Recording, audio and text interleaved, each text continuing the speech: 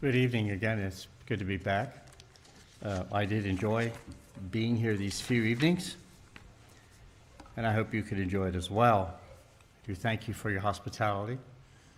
Wes and Karen aren't here, but I appreciate them giving us a place in their house.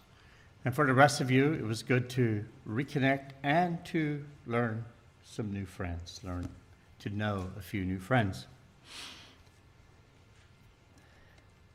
In a series like this on the home, it's actually a little easier giving it at my home church because they know me, and there's no danger that they're going to think I'm some hero. So please don't do that to me. I'm just saying, just connect, understand that we too are parents seeking for answers, even though our children are grown.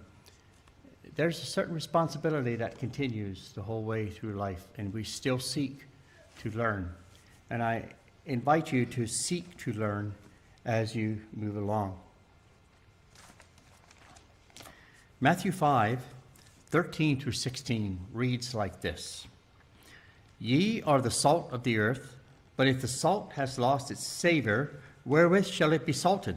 It is thenceforth good for nothing, but to be cast out and to be trodden under foot of men. Ye are the light of the world. A city that is set on a hill cannot be hid. Neither do men light a candle and put it under a bushel, but on a candlestick, and it giveth light unto all that are in the house. So shine before men, they see your is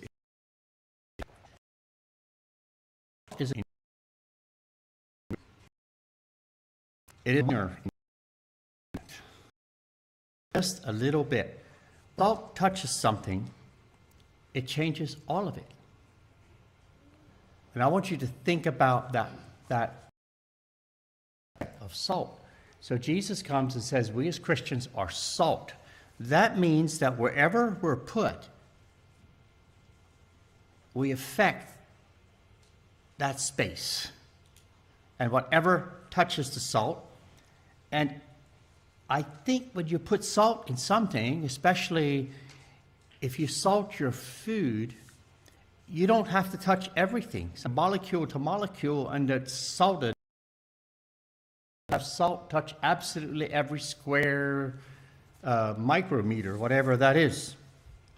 But it actually changes the flavor of things. Now, to think that we're salt, that's why we colonize so quickly. When we have the church gets big, like, well, I don't know if we should build another church. One already, or else. And I'm like, well, that's really good for the whole us. But be a little resistant against the whole us because we just said funny little thing to think about. But maybe it is salt. Maybe we need to think about this whole idea that we need to go where we can make impact, where we can change. And Jesus actually has a mandate that we think about changing that which is around us, and salt does that. The second thing he refers to is light. A light is the same way. The light is in these rooms, and the lights that create the light are a very minor part of this room, but it lights the whole room. We don't have to be in the light bulb to receive light. We can be a good bit away from it, and it comes, and it changes the entire environment around us. Jesus is saying that's what we are asked to do. And if you read the preceding 12 verses here, it is a mandate. It's a shocking mandate. And it is so anti-normal world, whatever that is. That mandate is so opposite of the people that we live around. And so he's saying that we need to change that which is around us. But he does also say that if you have a candle, you don't cover it. So he knows, apparently he knows, that we like to be light, but not so bright.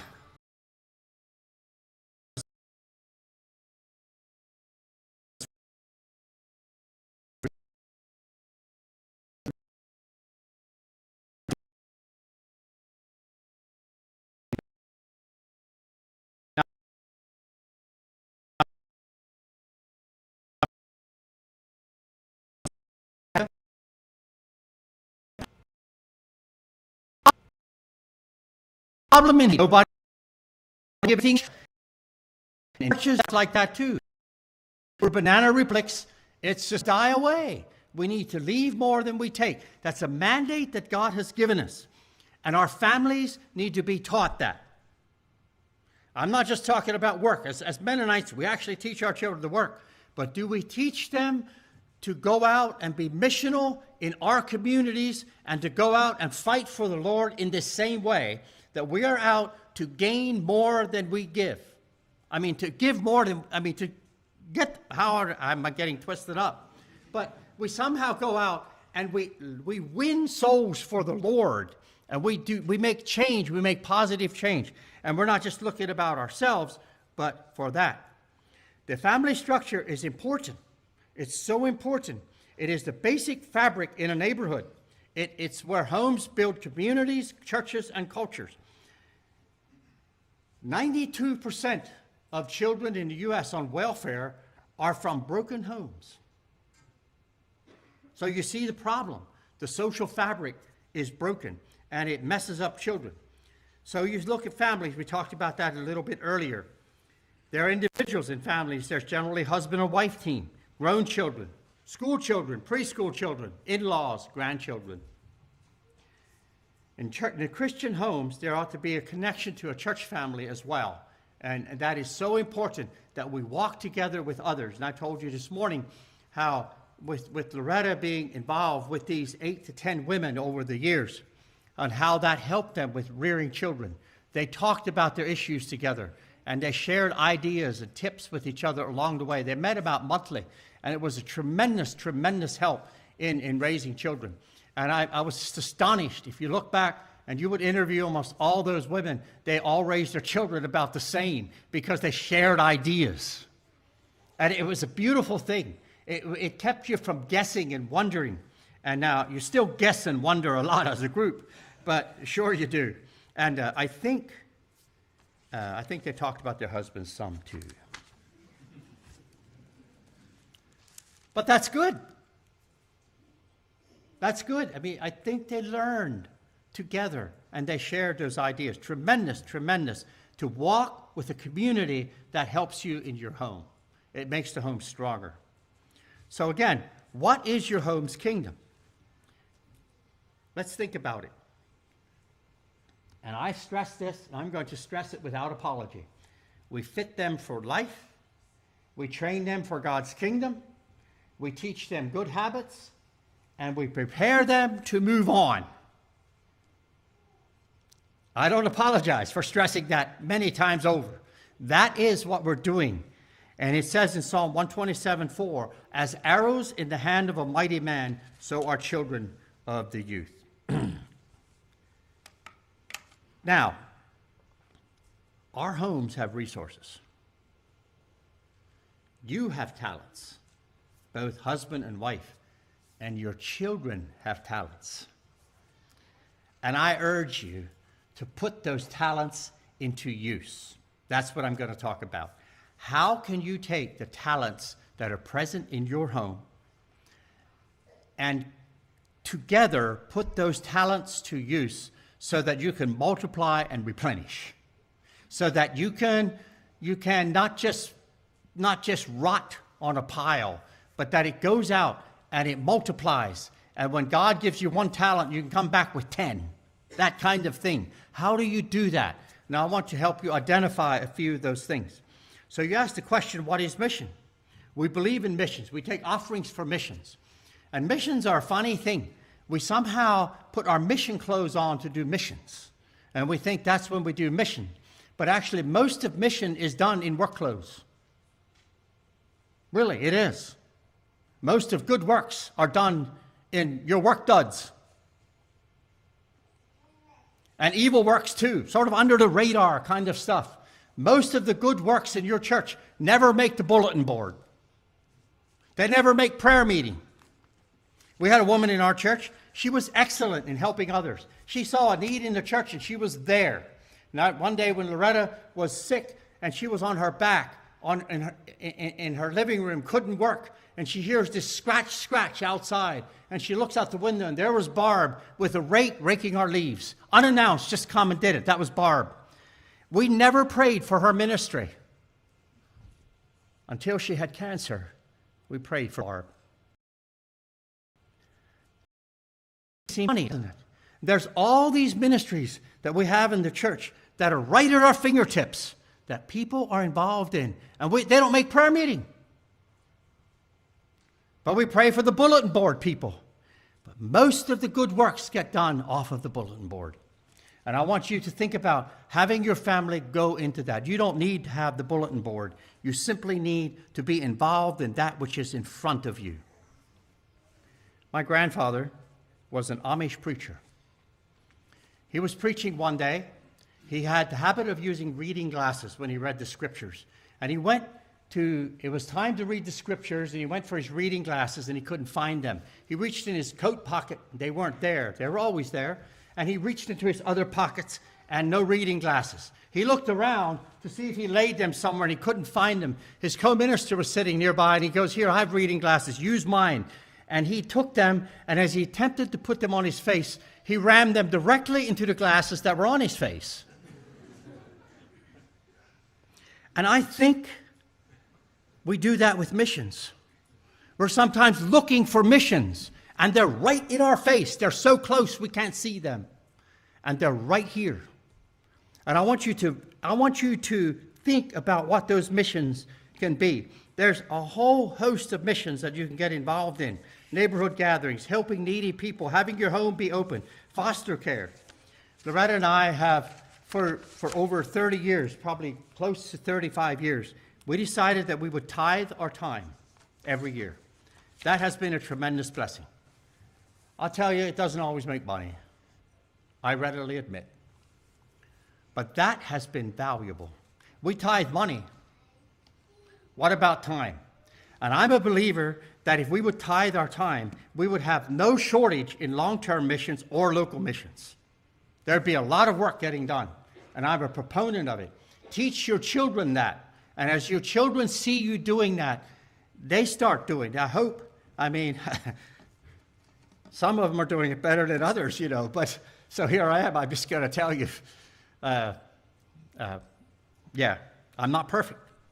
But I think it's interesting, but I do appreciate that my boys being raised like that, saw that, and it seems like they are willing, and some of them don't do it as well as others, but I really appreciate them doing what they can and doing that. It's actually hard work. You have to plan for it. So I want to think about, how do we give time? Now you think about, if you want to save money, how do you save money? Well, I'll pay all my bills, buy all the stuff I need, and then the extra goes to savings. Will that pile up? Not very apt.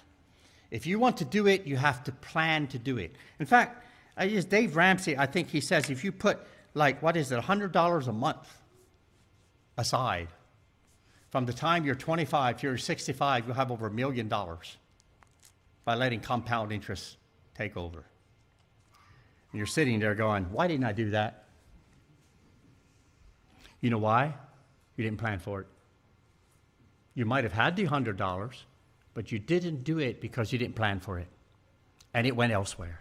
And that's exactly what happens with our talents. Now, we have 3 resources that we have in our households. And I put basically everything into these 3 resources. Firstly, we have time. Now, time we get equally. 24 hours a day, we don't get the same amount in life. But we do get 24 hours a day, not all the same amount of days on the earth. We have skills or talents that we have. They're not the same. Some people have a little more than others, but we all have some. And we have goods and money. And I call it money generically because anything you own that's worth something, can be used as a resource. Might be better to talk about monetary resources. Many times, using one requires the use of the other, especially time. Now, I want us to think about how we use these things, how we use them as a family, and how we allocate them. And I want you to think about having a savings plan for God, a tithing plan, but also a plan of that which you lay aside and you invest in God's kingdom. See, we don't... somehow, we often believe that the banks and investments pay better interest than God does. So we put our money there. Maybe I'm wrong on that, but it sort of feels like that to me. But what about putting an investment into the kingdom of God and planning on that, investing? There's something really interesting about that. The Bible talks about coming to heaven, and there'll be rewards there for us. Those investments we send up ahead, and that bank pays interest. And it says we're going to get there. Some people are going to have more than others. But you know what the neat thing is? We're going to give it all back to him. We're not even going to be selfish with it. So we're going, okay, it's all yours. It was your DNA in us that created it. And I love that idea. So we can use these resources that we have, time, talents, and our skills. We can use them for personal consumptions. We can use them for foundations that would honor me when I die, like maybe have enough so that I have a street named after me, or maybe a table at church, or a brick in the front door, or something like that. And we can try to earn those things. But we shouldn't really be thinking about that. We should think about the small things. And many of our investments come along the way as small things. In Matthew 6:21, it says, where your treasure is, there will your heart be also. Now, we lie to ourselves about this, and we say, well, I have a lot of goods, and it doesn't have my heart. Oh, yes, it does. Anything that is valuable to us has part of our heart. When we had little boys, they messed their diapers. I guess your children did too. I never treasured a messy diaper, a pamper. It never grieved my heart to throw that thing into the dumpster. In fact, I was glad to see it go. But you take my phone, and I'll be a little disappointed. Oh no, that phone doesn't have my heart. Or does it? What if I back into your vehicle and put a big dent into it? I don't know which, you might brought the old beater and you don't care. But you see what I'm saying? When something holds value to us and it's hurt and it leaves, it hurts in here. It hurts deep inside our being. So it has our heart. It says here, wherever we have treasure, our heart is there. So that's why we need to be careful where we have treasure. So I'm saying, let's send treasure ahead. Send treasure ahead. Like Luke 19, Jesus said, occupy until I come. And this was a tremendous, tremendous teaching where he said, I want you to go out and I want you to make more. And I just say, in the parable of the pounds, think about that. Investing does not happen by chance. If you do not plan to invest, it won't happen. And if you look at your family and you don't invest with intent, invest the talents, the time opportunities, and the resources that you have in the family, you won't invest them well. So we need to plan to invest. We need to think about investing. I'm going to give you a few ideas on how we ought to invest. This plan was taken actually from a money presentation. It was given at our church. We started this benevolence fund. So this guy came in and he told us how we could invest the benevolence fund so it grows. Well, I don't know, do you have a benevolence fund or not, or a fund so that if you can help somebody if the need is big enough? There are better ideas than they actually work sometimes. But so he was telling us about this, and I didn't care too much about the money investment, but he was talking, I was thinking about spiritual investments. And I jotted this down, and this is what came out of it. And it had a little bit of evolution along the way. There is such a thing as evolution, not creation by evolution, but actually presentations do evolve a little bit. So this one evolved a little bit from its original. So I was thinking about, where do we put our investments for good returns? How should we invest for good returns? So the first thing I thought of is personal investments. Now, we need personal investments. I think we all understand that. These are things that are work, home, maintenance. We need to rest, we need to eat. We need to keep ourselves healthy. We need to keep ourselves fit. And they're sort of like non-interest items by themselves, but they prepare us for service. If you're not healthy, it's hard to serve. And so you want to keep yourself healthy. You want to have your rest. You want to maintain your connection with God. Because if we are not connected with God, then we're operating from the works of the flesh. So it's very important that we remain connected. And I talked about having God's DNA in us. We want to keep that DNA, his blood flowing in us, so that we can operate from his power, not our own. So it's very important that we stay connected to that source, to the power source. And so personal investments, things that we need for spiritual survival, if you please, is very important that we maintain those and we do them correctly. And our diets, some of us, I think most of us are concerned somewhat about our diets. There might be a few of you that drink 5 or 10 Cokes a day and it never hurts you, I don't know. But most of us would say, oh, wait a minute, maybe that's not good for me. And we actually discipline ourselves so that we can remain healthy. And especially if you have a special diet or something like that, we really pay attention to staying healthy. We should do that with our spiritual health as well. So the next one is congregational investments. There is an awful lot that you can do within your congregation. Normal things. Participation, being a brother and sister, helping older folks. And I'll tell you, investments in the congregation, all of us, not just leaders. Lay people are called to be leaders. And I want you to get a hold of it. And you invest in that congregation. And we need leaders the whole way through. I have seen churches where leadership teams were struggling and the church was growing and adding members because they had strong leaders in the church. Their lay people were strong and they held together. And that is so important that we have investments in our congregation. It doesn't just need to be ministers. I had a friend, a lead pastor of a church. And lead pastors, Jonathan probably doesn't want to say anything about this, but lead pastors can be put on the spot, and he was. It was a Saturday night. The Sunday school superintendent called him and said, brother, we as a Sunday school superintendents would like to serve coffee and donuts in the foyer as the people come to church tomorrow morning. Is that okay? Well, what do you say? Would that be okay? He thought, he's thinking like this. He's like, okay, if I say no, I'm raining on their parade. If I say yes, and one person in church doesn't like it, they're going to say, but he said it's okay. He didn't even have time to think about it. He said, well, the church elected you as superintendents, and that decision is yours, and I'll respect your decision. That was a wise response. He's saying you also have responsibilities. Well, they didn't do it.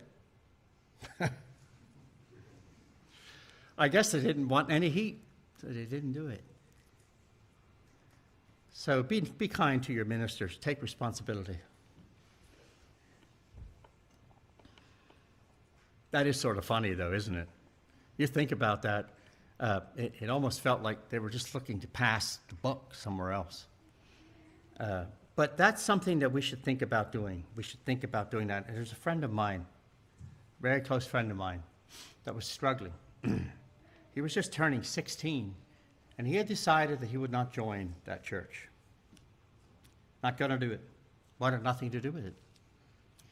And Sunday he turned 16. He didn't have his license yet.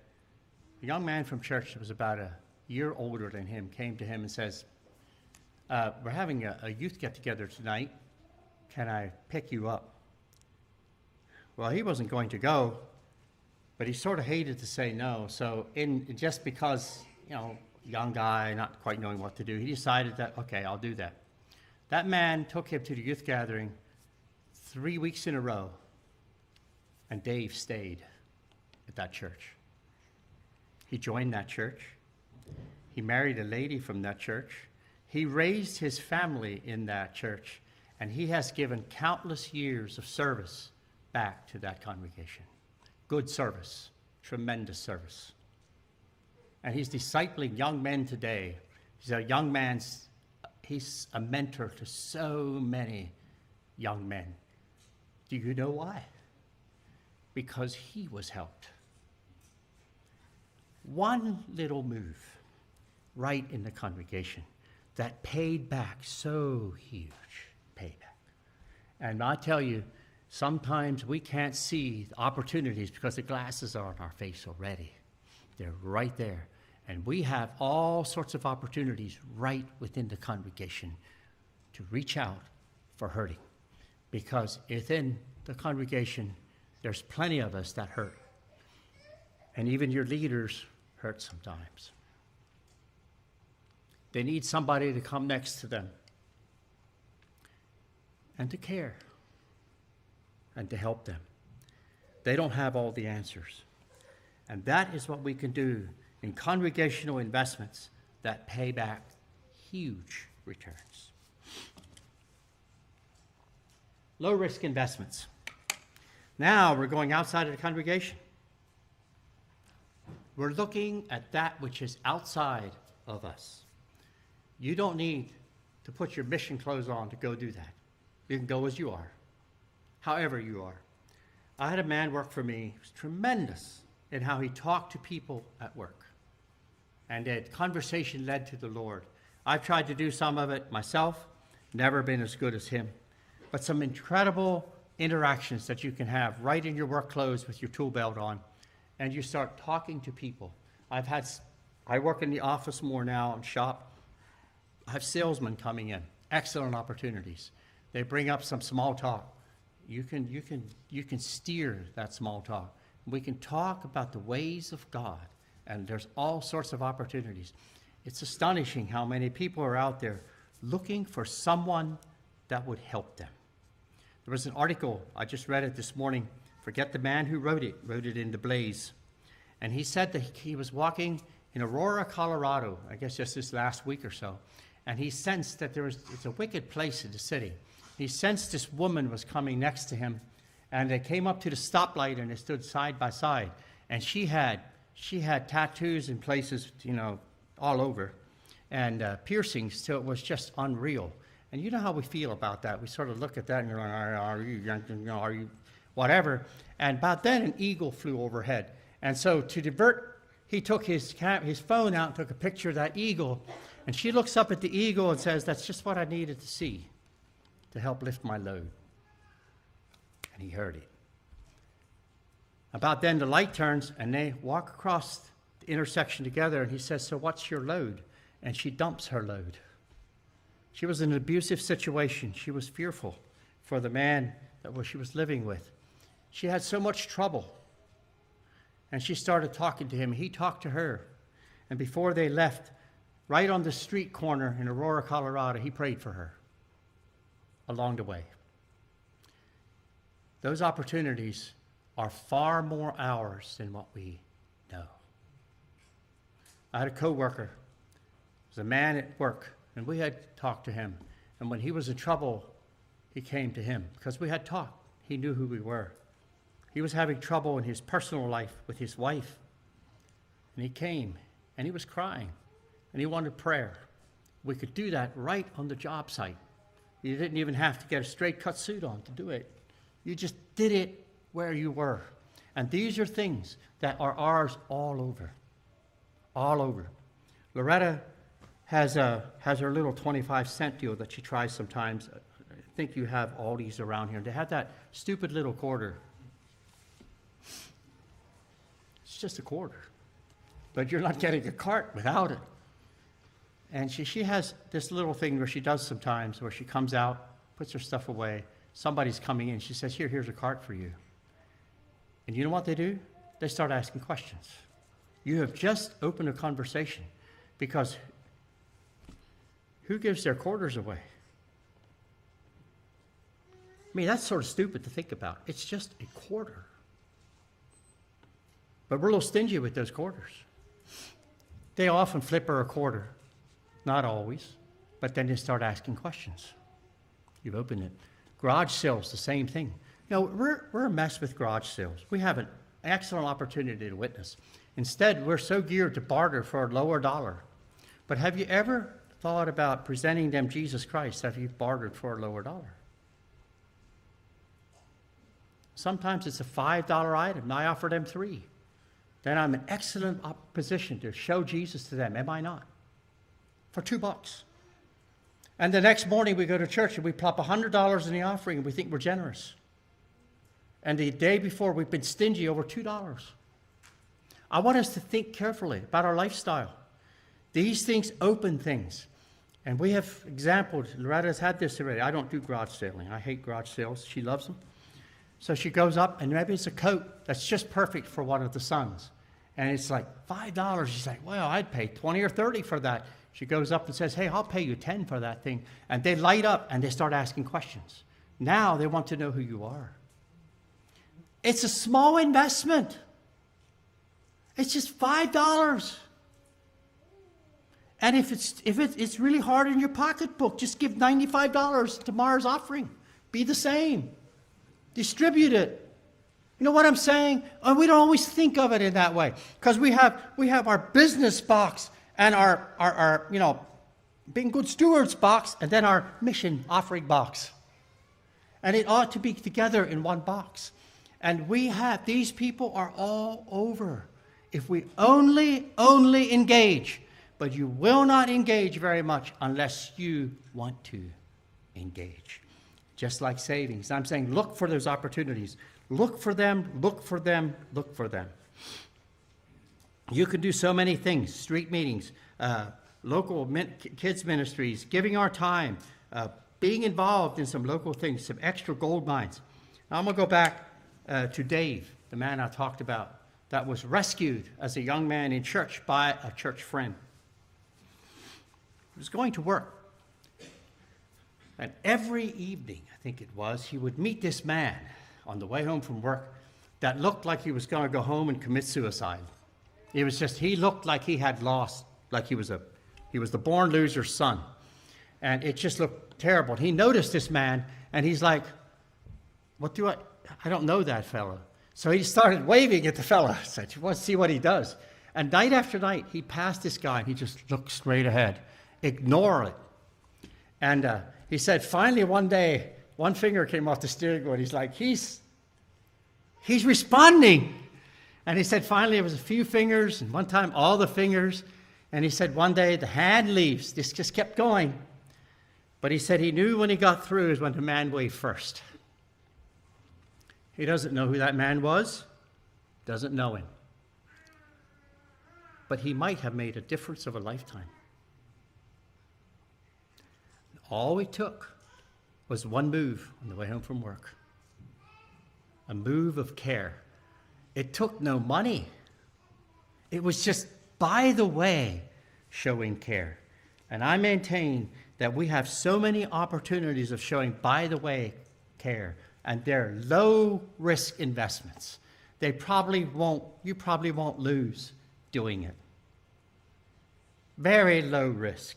And we have many of those around us. Now I want to talk about high-risk investments. High-risk investments, my father engaged in some high-risk investments, and I know there's some other people that have. And you get a few gems from them, but you mostly get rejection. And you can get, I think some of us should go into high-risk investments. Now I want to tell you, you think about a portfolio for your family while I'm talking. What is the family portfolio that you want to build? That percentage that you want to set aside for your family to be involved in missions and to really be involved in. Some of you might to do high risk. Some people aren't as geared for it. Druggies. Do you want them? How about homeless? Alcoholics? Divorcees? Transsexuals? You want to mess with it? Let's think carefully about it. It's some high-risk stuff. And I grew up my father wasn't afraid of high risk. None of us were killed because of it. He was pretty cool about it. He didn't seem to be afraid, and I really appreciated that. There are places we can do. Ed was a young Jewish boy in the hippie era. I don't know if you remember, some of you remember the hippie era. You have to be a little older to remember it now. And they had long hair, teardrop glasses. And there was a lot of people that were out searching for meaning in life. Well, Ed was one of those. Came from a very wealthy home, Jewish home in Los Angeles. And he became a hitchhiker, a nomad. This was now about in the 70s. He was hiking through St. Louis, and a man and his family were driving through St. Louis, and they saw this man who hadn't had a haircut in 3 years. He was filthy, he was piggishly dirty, thumbing. So he turned to the side and said, "Where are you going?" He says, "Where are you going?" "Well, I'm going to Lancaster County, Pennsylvania." "Can I go with you?" He had his children. He said, "Yeah, I guess you can." So he took them along.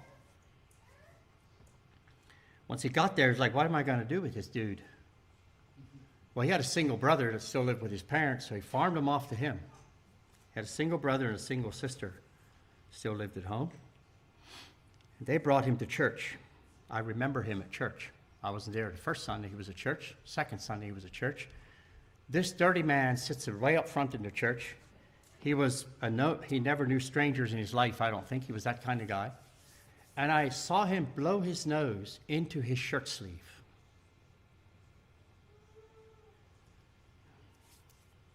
And he's staying with someone from church. You get what I'm saying? How many of those do you even win anything? Or is it just, there's a lot put out? And I'll tell you, many of those hardcore people, about all you get is failure. And every once in a while you get a win. Marlon King had no idea that he was picking up his future brother-in-law. But he did.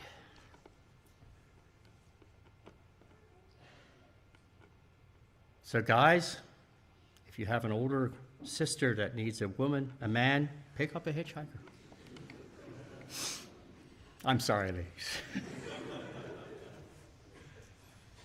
You might be surprised what they turn out to be. This man joined the Mennonite Church. He served a term at Faith Mission Home, and of course he got married.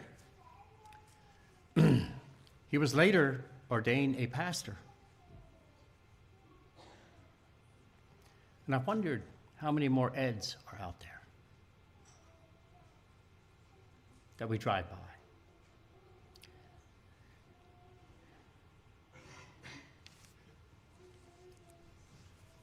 Pablo Yoder went into high-risk evangelism.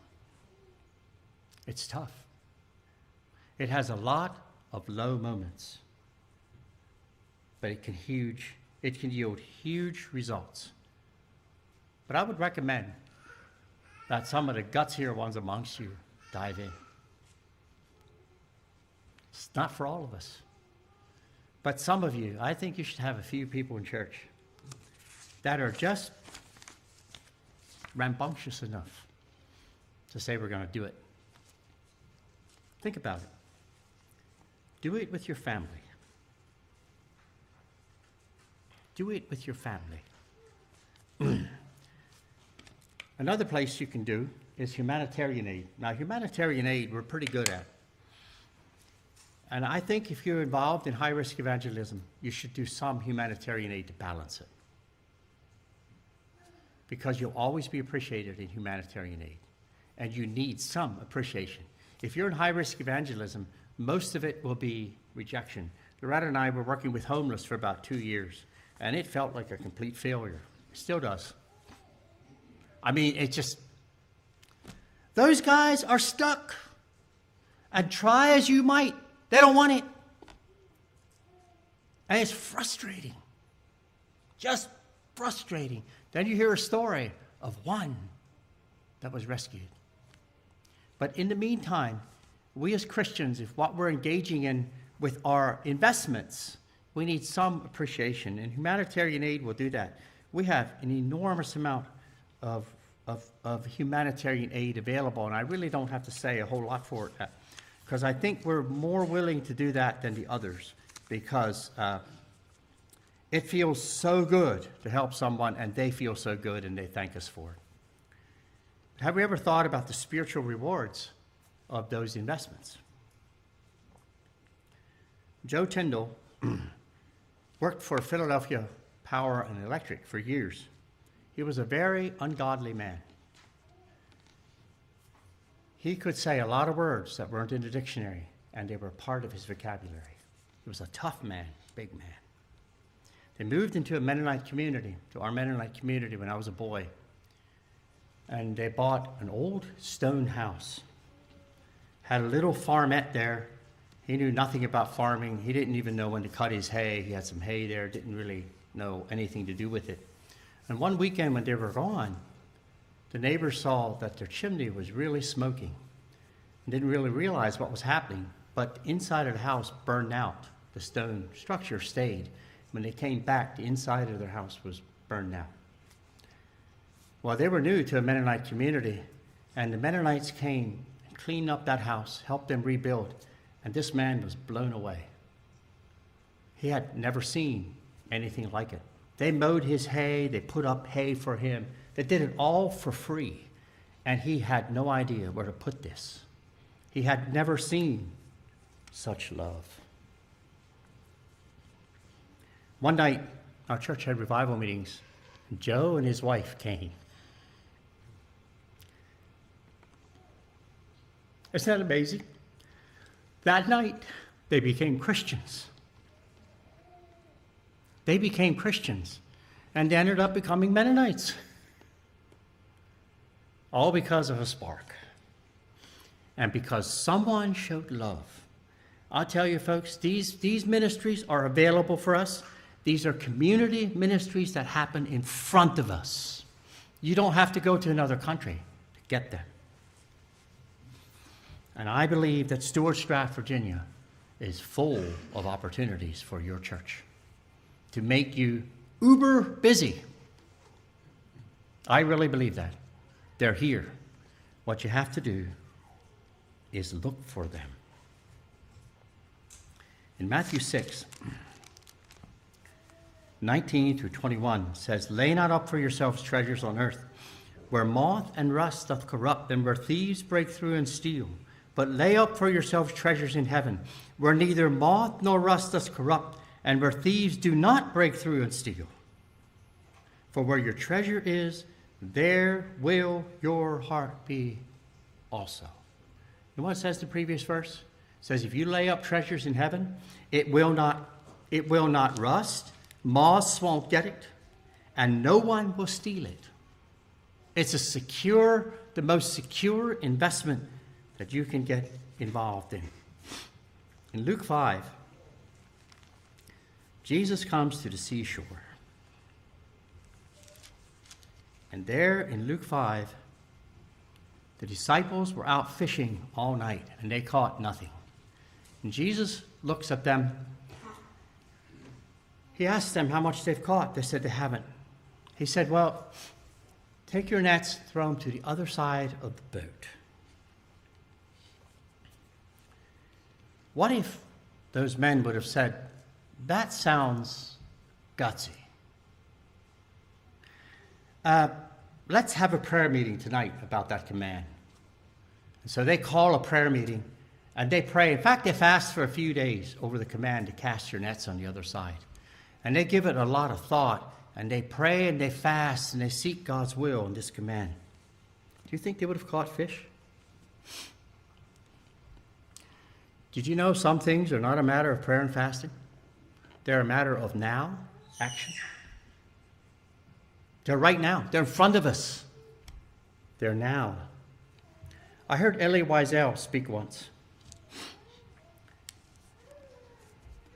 I have never in my life been so smitten in a conversation, in a speech. Now, I love Judaism, and I think I've told you that before. So Elie Wiesel was coming to our university, and I told Loretta, we're going.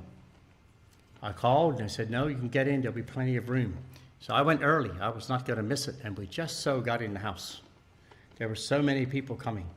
I took my notebook along, and I was going to scribble stuff down. And when that man started speaking, it was about halfway through, I realized I had not jotted one thing down. And to my embarrassment, I was sitting there with my mouth hanging open. And I got my wits a little bit, and I looked around, and there was a room full of people with their mouth hanging open. So I fit in.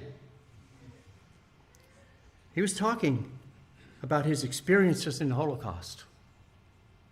But there's something he said that night that burned in my soul.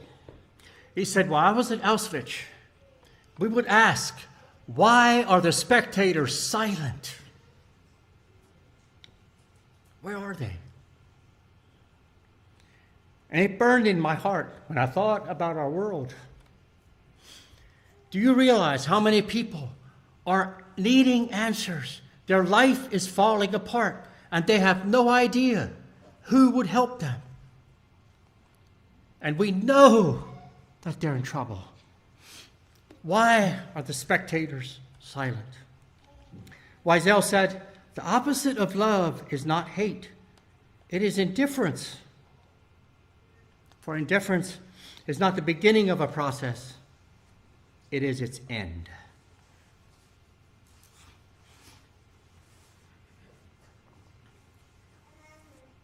How many fish are swimming by us?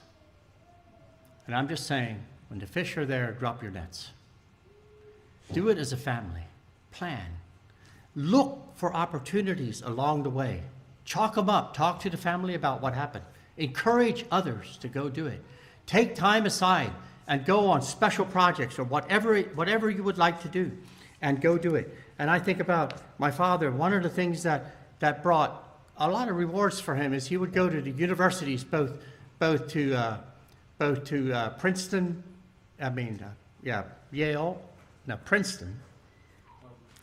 Princeton and Harvard. He would often go there and meet with students, him and a few other men, and they would just have Q&As. And they would talk about things. And these students had some deep questions, like deep questions. Is your God big enough that he can create something so big that he can't move? Think questions like that. I mean, that's a literal question they got one day. And, they put you on a spin, and it opens up a conversation. They had so many conversations, and some of those would then come, and they would visit our home. What an opportunity. They would come, and they would meet in the Mennonite home. And we had a dairy farm there, and they would learn some things. We had some local college students come out once from Franklin and Marshall College, a liberal arts college right there in Lancaster, and we took them through the barns, and they were looking at that, and they were just shocked. I mean, they were literally shocked that milk comes from cows. I mean, they didn't know. And then they wondered if they wondered if we milked the bulls too. That's how little they knew. I mean, what an opportunity to bring these people down to earth and to show them what families look like. And I remember having some young city kids there one night. And Lancaster County is so all over each other. They don't even have big fields like we have in Iowa. And we took them out to our back field, and they started getting scared. They said, there's nobody around. Well, then there was nothing to be scared of, folks. But it was just so different. But the opportunity of taking people and to show them regular, family, godly living. To show them animals, plants, gardening, give it a name. And we just take them in and show them. I have some concluding thoughts. I want you to work this out. I'm not going to tell you what to do, but I'm going to tell you, get busy. Your area needs it. They need families that engage. And I highly, highly recommend that you tithe your family's time. Give it somewhere. Figure out where to invest and what to do with it. My concluding thoughts are this. God's design is that children are placed in a family. It is from there that they learn. It is there that they learn how to get along with each other. And they learn so much things. We're talking about it today, earlier. We had 4 sons. And I tell you, when you have a household of boys, the boys rule. They just do. They just rule. And I ruled with them. I mean, it was actually sort of fun. We didn't have to, well, I'll let that. But I said, they need some refining. They need a sister to refine them. And we actually had a few girls that helped refine them over the years. And we were appreciative of that.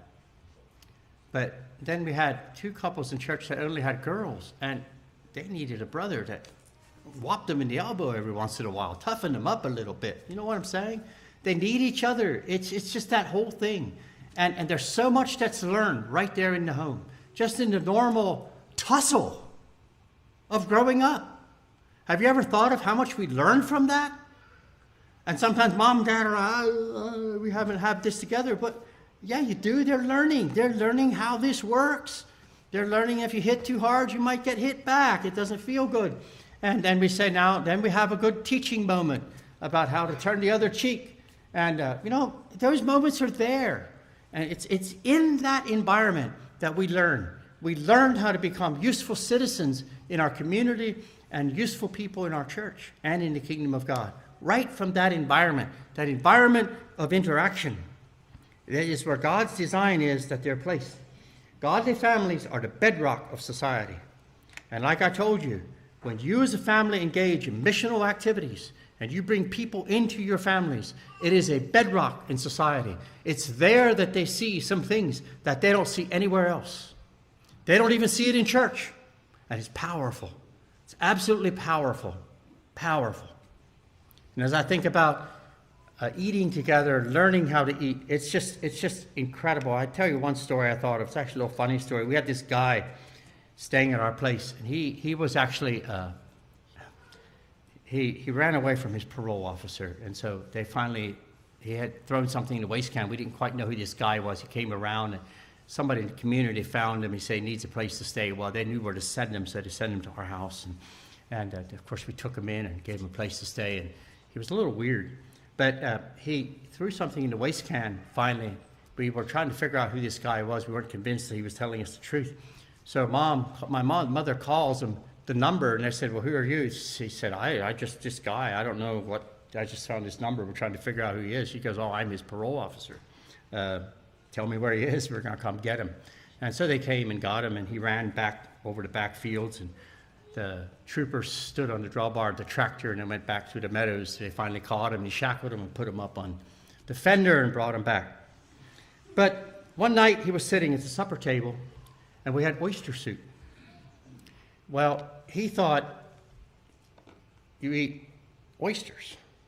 So he dipped it out, he ate the oysters, got the milk and poured it back in. You get some of those. Do you know what? It's more than oyster soup. It's more than oyster soup, folks. It's engaging in some tough stuff.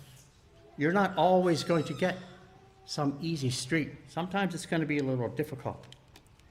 So the homes are the bedrock of society. We need to bring people into our homes to show them godly homes. Homes are to be like a lighthouse. Lighthouses are built to withstand storms, and their influence extends beyond their property lines. I want you to think about that. Have your home's influence spread beyond the property lines. Have it go out. Have it be a beacon. Fourthly, investment in God's work is done intentionally. I think I've made my point. It's done intentionally. You intend to do it. You plan for it. So when people come to your home, what do they find? Do they find an oasis? Do they find a drink of joy? A dose of compassion? Do they find a shelter from the storm? Do they find an opportunity to put life back together? There's no pretending that that's going to be easy. But I'll tell you what, God has a bank. And he's wanting us to invest in his bank. Thanks again for listening. I enjoyed being here at Stewart's Draft. I was never here before. I will now always remember Stewart's Draft in a special way. I would like, if you could stand with me, and I would like to pray a prayer blessing for your congregation and for your homes, if you would. Lord Jesus, we come to you tonight. I thank you for this congregation here at Stewart's Draft. I pray for its people, their families. I pray, Lord, that you would empower these families to be powerful families for you. I pray that you would bless this church. You would bless the men and women of this church, the children of this church, the leaders. And I pray that you would bless them in such a way that they would find harmonious living here in Stewart's Draft. And in that harmony, that they could send a light out into this community. And I pray, Lord, that you would give them opportunities this week, that they could exercise kingdom of God work, and that you would bring people into their lives, that they would meet them, and that they would show them the way of God. And I just pray, Lord, I pray so much that you would bless this congregation. Bless their homes, bless their children. And Lord, for the children that aren't born yet, I pray, Lord, that you would provide a blessed church for them to grow up in. This I pray in Jesus' name. Amen. You may be seated.